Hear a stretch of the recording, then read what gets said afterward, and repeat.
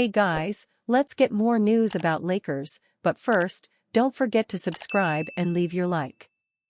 Bulls pre-deadline roster move Paves way for $33 million champion. The Chicago Bulls waived a pair of back-end contracts in second-year swingman Onuralp Bidem and third-year forward Kenneth Lofton Jr. Both players have flashed at times in the preseason. However, the Bulls also got strong contributions from former Los Angeles Lakers wing Talen Horton-Tucker. Horton-Tucker appears to have a good chance of sticking, particularly with Bidem cut. This paves the way for Talen Horton-Tucker to earn the Bulls' final roster spot. 670 The Score's Cody Westerlund posted on X on October 17. Bidem had a partial guarantee, so Talen Horton-Tucker continues bid for final roster spot, Chicago Sports Network's Casey Johnson posted. To be clear, Bidem's partial guarantee didn't take effect until opening night. Overall point stands, THT is leader in clubhouse for final spot. ESPN's Bobby Marks called the Bulls' decision before the October 21 roster cut-down deadline. The Bulls signed Horton-Tucker to a training camp contract in the offseason, Marks wrote on October 17. The 5-year veteran scored 16 points in the preseason loss to Memphis, but in order to keep him, Chicago would need to waive Onuralp Bidem. The salary protection for Bidem increases to $350,000 if he is not waived by October 22. Horton-Tucker is on a 1-year, $2.4 million contract. He has earned $33.1 million in his 5-year career. Horton-Tucker was the number 46 overall pick by the Orlando Magic in 2019. The Magic traded him to the Lakers on draft night. He spent 3 seasons in LA, winning a title with the Lakers in 2020 before they traded him to the Utah Jazz for Patrick Beverley in 2022. The Bulls list Horton-Tucker at 6'4" and 234 pounds. He averaged at least 10.0 points, 2.7 assists, and 2.4 rebounds per game each season from 2021 to 22 through 2023 to 24. Horton-Tucker is also a willing passer, making him a potentially good fit alongside the Bulls' plethora of perimeter players, despite the potential positional redundancy. Horton-Tucker has not been a strong three-point shooter. He connected on a career-high 33% of his deep looks in 2023 to 24. He has hit 29.4% from downtown in his career. Horton-Tucker is versatile, though, logging minutes from point guard to power forward. The Bulls have had an issue with size over the past few seasons, and they are once again poised to be one of the smaller teams in 2024 to 25. They are tied with the Phoenix Suns for the 11th shortest group, per HispanosNBA.com. Swapping out the 6'6" Bidem and Lofton, who is similarly built to Horton-Tucker at a listed 6'6" and 275 pounds, only makes the Bulls smaller. It would be a restrictive decision. The Bulls already roster 11 players whose primary position is either point guard, shooting guard, or small forward. Conversely, the Bulls have 2 centers on the roster in Nikola Vucevic and Jalen Smith. Vucevic is the tallest, listed at 6'10". That is the same height as Matisse Buzelis, the Bulls' first-round pick in the 2024 draft.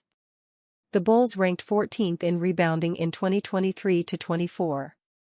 They have ranked 2nd in the 2024 preseason. Greater size on the wings with Buzelis and the return of Lonzo Ball at guard could have a greater positive impact than the lack of size will hurt the Bulls.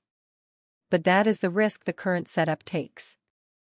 3 players JJ Redick and the Lakers need to find minutes for in 2024 to 25. The Los Angeles Lakers have set a starting lineup for the 2024 to 25 season that could help the team return to its contending ways. All-NBA mainstays Anthony Davis and LeBron James will be flanked by all-star point guard D'Angelo Russell and 26-year-old wings Rui Hachimura and Austin Reeves. It's a proven 5-man lineup that helped Los Angeles go 22-10 and rank in the top 5 in the NBA in offensive rating after February 3. The question facing first-year head coach JJ Redick, however, is how he plans to supplement that talent.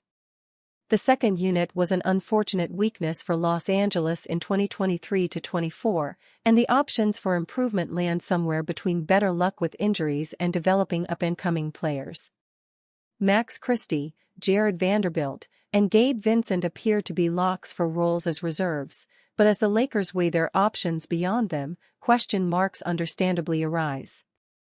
Reck plans to run a 9-player rotation, meaning 8 places have already been filled.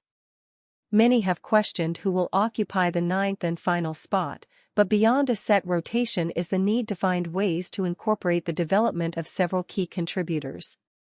As Reck explores his options and tinkers with his rotation, the following 3 players must be provided with enough opportunities to establish their long-term value to the team. The backup center position will likely be occupied by Jackson Hayes or a healthy Christian Wood. There's also the possibility that late off-season acquisition Christian Koloko could work his way up from the G League and into Reck's rotation. Colin Castleton was the breakout star at the 2024 Summer League, however, and his success warrants the opportunity to see how his game translates to the NBA. Castleton is physically imposing, standing at 6 feet 10 inches and 250 pounds with a 7 feet 4 inches wingspan. It should thus come as no surprise that he averaged 3.0 blocks per game during his final collegiate season in 2022-23 and 1.6 per contest during his first season in the G League in 2023-24. Castleton has yet to establish himself as a rim protector in the NBA, but the Lakers need depth at center and he has the defensive upside to excel in that role. On the other end of the floor, Castleton is one of the most intriguing young players on the Lakers' G League roster. He's an excellent passer for his position, with the versatility to come out to the perimeter and find slashers and shooters alike. Compounded by his prowess on the glass, including an average of 3.7 offensive rebounds per game during the 2023-24 G League season and showcase, Castleton is a player who needs NBA minutes. The Lakers selected Jalen Hood-Schifino at number 17 overall in the 2023 NBA draft. Unfortunately, Hood-Schifino was omitted from the rotation, endured a back injury that ultimately required surgery, and was prematurely labeled a bust. NBA trade rumors, Lakers interested in Walker Kesler. According to Anthony Irwin, the Los Angeles Lakers are interested in Utah Jazz center Walker Kesler. From Irwin's article, in terms of the names the Lakers might be after whenever Pelinka does finally address the holes in this roster, league sources continue to point to Kyle Kuzma of Washington, Cam Johnson and Dorian Finney-Smith of Brooklyn, Walker Kesler of Utah, Bruce Brown of Toronto, and others. One name league sources say to keep an eye on is Zach LaVine, who has played well in preseason in his return from foot surgery. This is something to keep an eye on because we've already seen rumors of other teams going after Walker Kesler like the New York Knicks. And what we learned from the Knicks negotiations is that Utah asked for 2 first-round picks for Kesler. Looking at the Lakers' future picks, they could potentially give Utah a 2029 and 2031 first-round pick if they wanted. That comes across as pretty steep for Walker Kesler, but could the Lakers take the protections off the 2027 pick they owe Utah and maybe give the 2029? That might get it done, and Utah might be willing.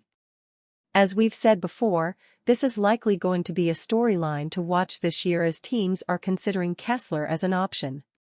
But what we know about Danny Ainge and the Utah Jazz front office is they will set a price and are not going to make a move unless someone hits that price point. And you, fan? What do you think of the situation of Walker Kesler? Leave your opinion in the comments.